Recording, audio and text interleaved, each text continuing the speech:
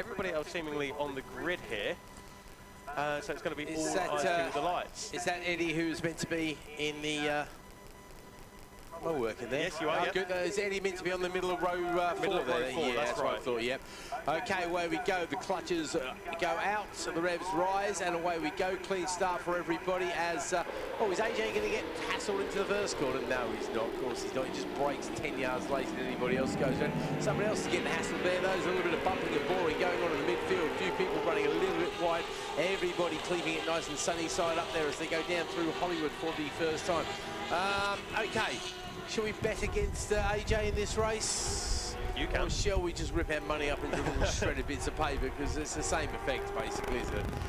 Very, very hard to see anybody taking the fight to him, and I don't mean that rudely, but AJ, new lap record holder and absolute class of the field. So you may have to have a quick look at the number 5 machine of Luke McRae as well, and that bornphoto.co.uk supported Triumph.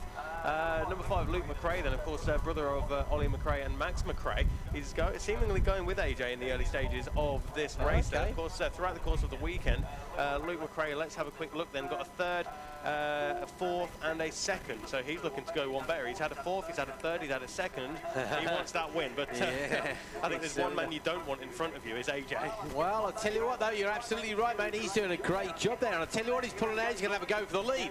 Now, he's got to try and outbrake AJ, and we all know how difficult that is in the air. What a surprise. He doesn't outbrake. But he might, if not careful, he won't outbrake himself, because he a wobbly line a little bit through there. But no, fair play to Max McRae. Did a good job there. He said, Luke, sorry, get me... you mentioned the other McRae's there, yeah. And supported by bornphoto.co.uk. Of course, that's Rachel Bourne, our very own in-house photographer. So big thanks to her. Big thanks to Matt Sissons as well, whose son Finley had a birthday yesterday. He was the recipient of a gold medal from Josh Wainwright. So that's great stuff. We'd ask you to support our photographers as well. They do great work out there. They are professionals. Some of those lenses are worth more than your bikes. It's as simple as that. And as we have mentioned in the past, if you see you using watermarked photographs, we'll quite happily remove you from the spot prize list. Anyway, let's not worry about that. Let's worry about the fact that AJ's just gone purple in Sector 1, as you would kind of expect. Don't know what the difference is. It was only 0.084 over the line between Johnson and McRae. But we're let's see what the difference is as they come through the Robert chicane. And that's not quite as close as it was. Luke is giving him a hard time, but these two are opening up the gap between themselves and the third place bike of Joey Landon, who leads Michael Mills, Kyle Dickinson. Harry Fowler moves up to 6th place, and that's good news for him. Elijah Everton continues to lead the thing.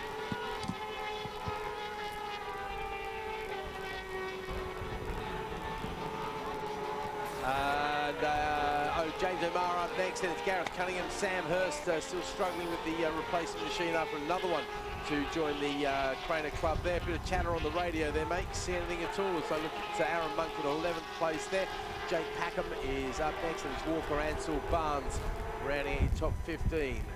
No, in all honesty, can't see anything immediately obvious there, it has to be said, but looking around the circuit then, nothing that we can see from a vantage point here in the commentary box position. So, none of the top two then have gone purple. In fact, it's the man in 3rd place, Joey Landon, once again, who seems to take a few laps to get going, but once he does get going, he's purple all the way then. So number 3, Joey Landon, in position number 3, purple in the first sector then, as he looks to close the gap down on Luke McRae. The gap was 0.3 of a second between race leader and Luke McRae. It's now 0.8 of a second, and the gap between McRae and Landon has closed up by 0.4 of a second. It's now 2.1 between McRae and Landon. Then it's Mills, Dickinson, O'Mara, who's moved up 2 positions to relegate Harry Fowler and Elijah Everton, who is still the first of the Clubmans. Elijah Everton, Gareth Cunningham, Aaron Monk on the Flyer Spitfire.co.uk supported Kawasaki. He is rounding out the overall top 10 and 2nd of the Clubmans. AJ there with another 11-second lap, 11.8 to back up the 11.76 he did on the previous lap. Unfortunately, Luke McRae going a little bit slower that time by about half a second, so AJ opens up that gap to 0.8 of a second. Obviously, this is a game that's measured in thousandths of a second, so 8/10 of a second. Well, that's 843 thousandths of a second. So, in relative terms, if you want to look at it like that, that's a huge advantage. Certainly, AJ very, very hard to beat around here, but it's good to see him getting a bit of competition, because at the end of the day, he is a racer. He loves to have a very good race with somebody, and I think he enjoyed the races with Max as much as anyone, and you would desperately love Harry Fowler to be able to get on form and to give him a hard time as well as he comes across the line to complete lap 4, which is half race distance, and he extends that gap now to 2.098 seconds. He does an 11.9, so very consistent, high 11s all the way. Goes fastest first sector once again, yellow in the second sector. A few other good sector times coming in, personal best floating up there as well for Mills, Dickinson, O'Mara. Everton continues to lead the Clubmans ahead of Aaron Monk. In fact, in terms of championship positions as far as the Dart Motorsport MRO600 Clubmans goes, it is Aaron Monk who's had the best weekend, I think, because unfortunately Jake Courtney joining the trainer club on Friday as Lille Poir weekend, and he only had a 5-point advantage coming into this round. So Aaron Monk, let's have a quick look. Consistency is paying. He has had a second, a third, and another second there. So if Aaron can keep picking up the points, that'll be a 76-point weekend for him. So that'll give him nearly a 3-race advantage over his championship rival. Tom Walker, is Tom out there this week? Tom's out there, in third. So, yeah, so he could well be in a position to move a bit closer to Jake Courtney as well. So it's definitely all to play for. Harry Gow has been out there, but not doing particularly well this weekend. So he'll have picked up a few points, but I don't think he's quite on terms with the others at this stage. I don't think he's Harry out there. Yeah, there he is. Yeah, he's fourth for the club at the moment. So we're going to pick up 13 points, which is a useful number. AJ continues to lead, and yep, sure enough, he does another fastest lap, but again, nothing dramatic this time. It's an 11.7. So we've seen a 7, an 8, a 9, and back to a 7 there. So within a couple of tenths of a second. That's what I mean about really good riders. They're just putting in those laps. I mean, you see the Marquezes of the world within hundredths of a second every single lap. But club level, go on, mate. Well, there's a change of second place there. I think that was Joey Lambden going around the outside of Luke McRae at Swans and then up the inside for McLean's then. So it could well be a change of second place. We'll keep an eye on it here. And yes, it is. It's Joey Lambden, bike number 3 then, who moves ahead of bike number 5.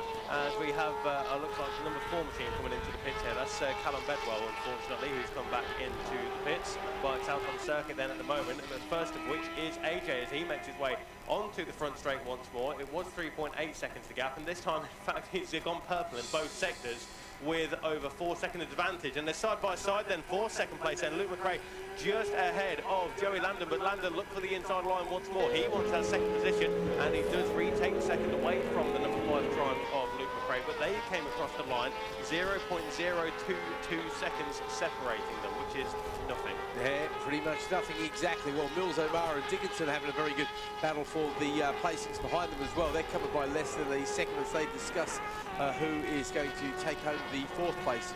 Well, points, not the medal, of course.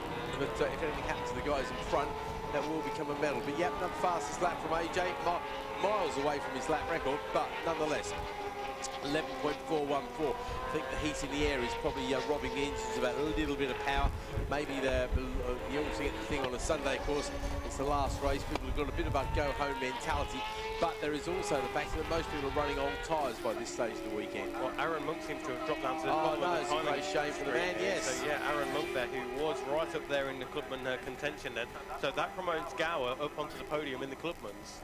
Okay, AJ, 1 lap to go then. He picks up the last lap flag. Here goes the hurry-up flag there for Lambden because, oh no, sorry, McRae now is behind Lambden. You're right, he made that move before. Do we see a change at the bottom? No, we don't.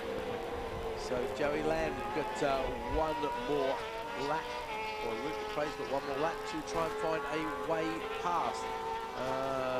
James O'Mara definitely not safe in that 4th place. Now let's have a look. He's doing 112s on the 600. It'd be interesting to see what his times are on the F900 in a minute as well. So James O'Mara, yeah. I mean, he must be so tired when he comes off from 1 race. It's difficult enough to do 4 races in a day, but to do them back-to-back like that, it's a lot of work, really, isn't it? It definitely gives the old arms a serious pumping workout, that's for sure.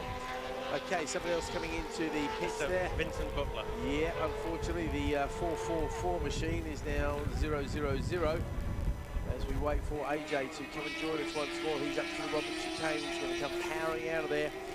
And, yep, doesn't make the same mistake and roll off a lap early this time. He's not in much of a battle at the moment. So there we go, AJ over the line, taking yet another win.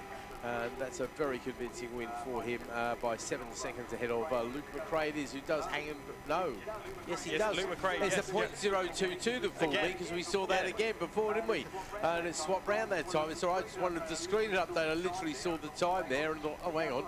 But yeah, I thought that was Luke coming over the line there. James O'Mara, who's going to do the quick swapsies ahead of Kai Dickinson, Michael Mills, Harry Fowler, Elijah Everton, Gareth Cunningham, Sam Hurst rounding at your top 10. There's Jake Packham, Walker.